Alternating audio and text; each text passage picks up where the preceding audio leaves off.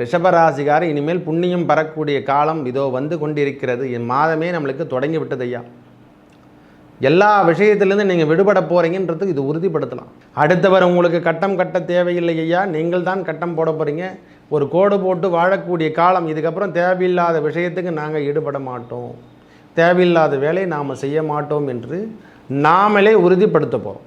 மன அழுத்தம் கொஞ்சம் இருக்க தான் செய்யும். ஏன்னா பகவான் வருகின்ற காலத்தில் அப்படி தான் இருக்கிறாரு. சுக்கிர பகவான் நம்ம வீட்டுக்கு 12ஆம் இடத்தில் அமரும்பொழுது அந்த பாக்கியத்தை கொடுப்பார்.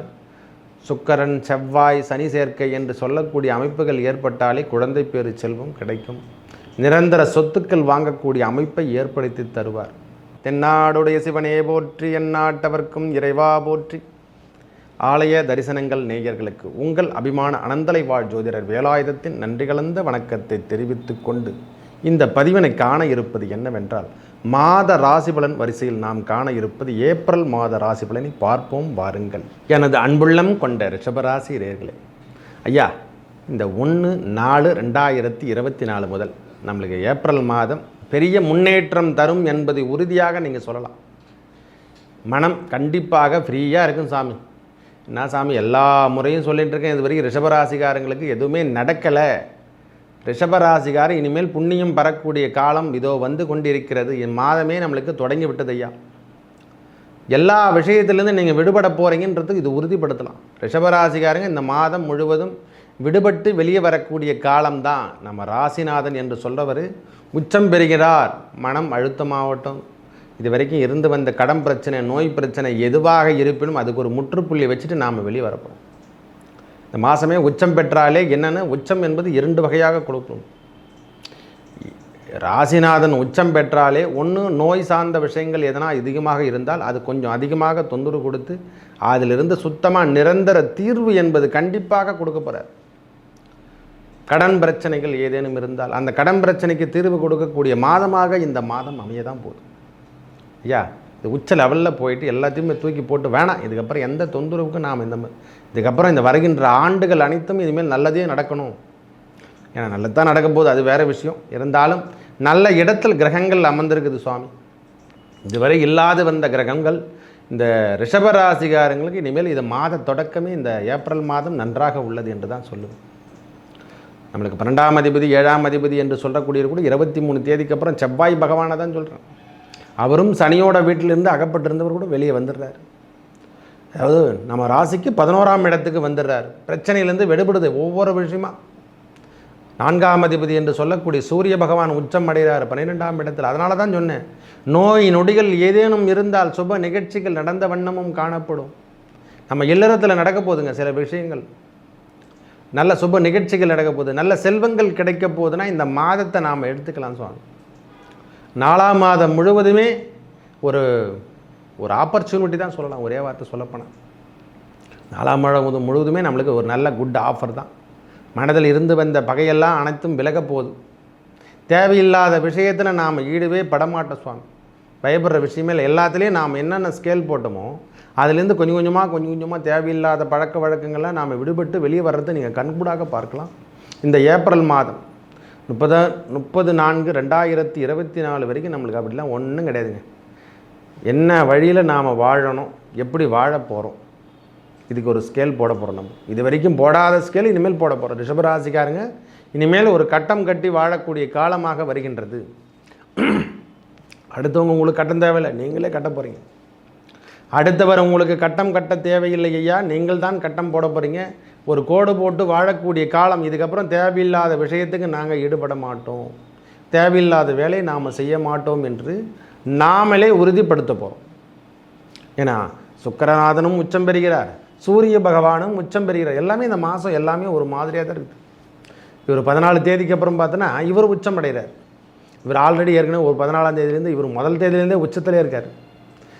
எந்த ஒரு சிறப்பான விஷயமும் இனிமேல் நம்ம வீட்டில் நடக்க போகுதுன்னா சுப நிகழ்ச்சிகள் முதல்ல நடக்க போகுது. நம்ம மனசு ரொம்ப ஃப்ரீயாக இருக்க போகுது. ரொம்ப என்ன சொல்லணும்னா, அரசியல் ஆகட்டும், அரசியல் தொடர்பில் இருக்கிறவங்க ரிஷபராசிக்காரங்க பெரிய முன்னேற்றத்தை இந்த மாதமே காணலாம் சுவாமி.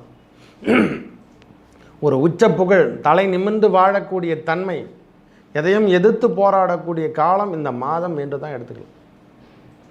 எதையுமே இவங்களை பீட் பண்ணவே முடியாது. இதுக்கப்புறம் உண்மையாக சொல்கிறேன், ரிஷபராசிக்காரங்க இனிமேல் வருகின்ற காலங்கள் அனைத்தும் இவங்களை வெல்றதுக்கான வாய்ப்பே கிடையாது. வீட்டுக்கு தேவையான அளவுக்கு செல்வங்கள் சேரக்கூடிய பாக்கியம், இந்த நோய் கடன் பிரச்சனைகள் ஏதேனும் இருந்தால் அதிலிருந்து வெளிவரக்கூடிய காலம் இந்த மாதம் சுவாமி. ஏன்னா அந்த 7ஆம் அதிபதியும் நன்றாக இருக்கிறார். 10ஆம் இடத்துல சனி பகவானும் ஏற்கனவே சனி செவ்வாய் சேர்க்கை பெற்றாலே கடுமையான தாக்கம் என்று தான் கொடுத்துருக்காங்க. என்னடா இந்த வாழ்க்கை இப்படி தான் வாழ்ந்து தான் ஆகணுமா, என்ன தான் பண்ணி தொலைக்கிறதுல ஒன்றுமே புரியல, எனக்கு எப்போ பார்த்தாலும் டென்ஷன் தான் அதிகமாகுதுங்க, என்ன ப்ரெஷரில் ஓடிட்டுருக்கேன், இந்த ப்ரெஷர்லாம் எப்போ குறையுதே தெரியல. கண்டிப்பாக எல்லாத்தையும் விட தான் போகிறீங்க. நிம்மதியான ஒரு உறக்கத்தை உறங்க தான் போகிறீங்க. உண்மையாக சொல்லப்போனால் ரிஷபராசிக்காரங்க இனிமேல் ஒளிரக்கூடிய காலமே கண்டி இனிமேல் பின்தங்கி போகக்கூடிய காலங்கள் ஒரு நாளும் ஒரு பொழுதும் கிடையாது. 10ஆம் இடத்துல சனி பகவான் ஆட்சி, 11ஆம் இடத்துல ராகு பகவான், 12ஆம் இடத்துல குரு பகவான். என்னங்க வேலை உங்களுக்கு? நல்லா சம்பாதிக்கிறோம், நல்லா சூப்படுறோம், நல்லா சாப்பிட்றோம், நல்லா தூங்குறோம். இனிமேல் வருகின்ற காலங்கள் அனைத்தும் அப்படி தான். ஏன்னா ஜென்மகுரு அனுப்பிக்க போகிறோம். இந்த ஒரு மாதம் கழித்து, இந்த மாதம் முடிஞ்சோடனே மே மாதத்துக்கு அப்புறம் நம்மளுக்கு ஜென்மகுரு வருது சுவாமி. கிருத்திகை நட்சத்திரம் ஆகட்டும், ரோகிணி ஆகட்டும், மிருகசீரிஷமாகும். ஐயா உங்களுக்கு பகை வருவர் முதல்ல தெரிஞ்சுக்கணும். கெட்டவன் கிட்டிடும் ராஜயோகம்ன்ற மாதிரி உங்களுக்கு நல்ல ஒரு வாய்ப்பை தேடி வந்து கொண்டு இப்போவே ஆக்டிவேட் ஆகிட்டுருக்கோம். அந்த அலர்ஸ் எல்லாம் செல்வங்கள்லாம் சேர்றதுக்கு நம் கண்கூடாக பார்க்கறதுக்கு இப்போவே தெரிஞ்சிருக்கும். குலதெய்வ அருள் கிட்டக்கூடிய காலமாக இந்த காலம் அமையும். நான் உறுதியாக சொல்லுவேன், ரிஷபராசிக்கு குலதெய்வ அருளும் குழந்தை பேறு பெறக்கூடிய காலம் கண்டிப்பாக. இது வரைக்கும் ரொம்ப நாளாக திருமணம் ஆகிட்டு எனக்கு கல்யாணம் ஆகிட்டு எதுவுமே குழந்தை பேருவே கிட்டலை சுவாமி அப்படின்றவங்களுக்கு இது ஒரு பெரிய வரப்பிரசாதம் தான் சொல்லலாம். ஒரே வார்த்தை சொல்லப்போனால் இதுவரை இல்லாத நிகழ்வு இனிமேல் நடக்கப் போகிறது. இது ஒரு பிரம்மாண்டம் என்று தான் சொல்லணும். கண்டிப்பாக எத்தனை 1000 கோடி கொடுத்தாலும் அந்த சந்தான பாக்கியம், செல்வங்களில் அதுவும் ஒன்று. பணம் மட்டுமே செல்வம் அல்லவா. 16 பேர் என்று சொல்லியிருக்காங்க. இப்போ முன்னோர்கள்லாம் 16 பேர் கொண்டு நாம் வாழ்க்கை வாழணும். செல்வங்கள் கொண்டு நாம் செல்வங்கள் இனிமேல் வருகின்ற காலங்கள் அனைத்துமே செல்வங்கள் சேரக்கூடிய காலம் தான் சாமி ரிஷபராசி. மன அழுத்தம் கொஞ்சம் இருக்க தான் செய்யும். ஏன்னா பகவான் வருகின்ற காலத்தில் அப்படி தான் இருக்கிறாரு. சுக்கிர பகவான் நம்ம வீட்டுக்கு 12ஆம் இடத்தில் அமரும்பொழுது அந்த பாக்கியத்தை கொடுப்பார். சுக்கிரன் செவ்வாய் சனி சேர்க்கை என்று சொல்லக்கூடிய அமைப்புகள் ஏற்பட்டாலே குழந்தை பேறு செல்வம் கிடைக்கும். நிரந்தர சொத்துக்கள் வாங்கக்கூடிய அமைப்பை ஏற்படுத்தி தருவார். திடீரென்று ரியல் எஸ்டேட் ப்ரோக்ராம்லாம் நம்ம பண்ணியிருப்போம். ரிஷபராசியாரெலாம் திடீர்னு பார்த்தோன்னா ரியல் எஸ்டேட் ப்ரோக்ராம்லாம் பண்ணி எதனா ஒன்று ஃபெயிலியர் ஆகிருக்கும். ஆனால் இந்த முறை நல்ல ஒரு முன்னேற்றத்தை காண போகிறீங்க. இந்த முறை நல்ல முன்னேற்றத்தை காணலாம் சுவாமி. பயப்படுற விஷயமே கிடையாது. ஒரே வார்த்தை சொல்லப்போனால் நம்மளுக்கு பயப்படணும் அவசியமும் கிடையாது. இனி வருகின்ற காலங்கள் அனைத்தும் பெரிய முன்னேற்றத்தையும் பெரிய முன்னெடுத்து பார்வை நடத்தணும். நாம் ஒவ்வொரு வேலையிலையும் தனித்திறமையோடு செயல்பட போகிறோம் சுவாமி. ரிஷபராசிக்காரங்க இனிமேல் நிமிர்ந்த நடை நேர்கொண்ட பார்வை தான் சாமி. பயப்படணும்னு அவசியமே கிடையாது. எதுவுமே எதிர்த்து போராடும். என்னப்பா வேணும் உங்களுக்கு அப்படி தான் சொல்லுவாங்க. இனிமேல் பேச்செல்லாம் வேறு மாதிரி தான் இருக்கும்.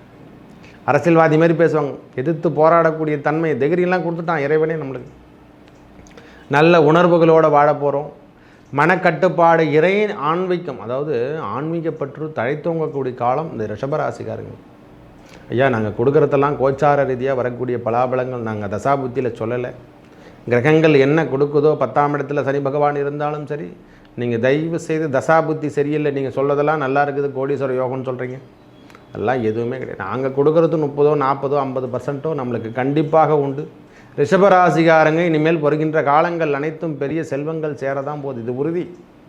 அதில் நீங்கள் தசாபுத்தியை நன்றாக இல்லைனா கூட இந்த முறை நல்ல செல்வங்கள் சேரப்போகுது. நம்ம அக்கௌண்ட் ஆகட்டும், நம்ம சேவிங்ஸ் ஆகட்டும், எல்லாமே சேமிப்பு தான் இனிமேல். வெற்றி உபஜய ஸ்தானம் தான் இனிமேல். திடீர் திருமண ஏற்பாடு ரிஷபராசிக்காரங்களெல்லாம் ஏற்பட போகுது. திடீர் திருமணம் என்னதான் எப்படி தான் நடந்ததுன்னே தெரியாது, திடீர்னு வந்தால் திருமணம். வைகாசி சித்திரை வைகாசின்ற மாதிரி நம்மளுக்கு சித்திரை மாதமே திருமணம்லாம் ஏற்பாடு நடக்கும். இது எல்லாருக்கும் கிட்டாத சுவாமி, உங்களுக்கு தான் திடீர் யோகம் என்று சொல்லக்கூடிய அமைப்பு. மேலும் நல்லதெல்லாம் நடக்க இறைவன் முருகப்பெருமானியம் நாராயணன் என்று சொல்லக்கூடிய அந்த 108 திவ்ய தேசத்தில் முதல் தேசம் என்று சொல்லக்கூடிய அரங்கநாத பெருமானை ஸ்ரீரங்கத்துக்கு சென்று வழிபட உங்கள் வாழ்வில் ஏற்பட்ட துன்பங்கள் அனைத்தும் விலகி நல்லதே நடக்கும். நன்றி, வணக்கம்.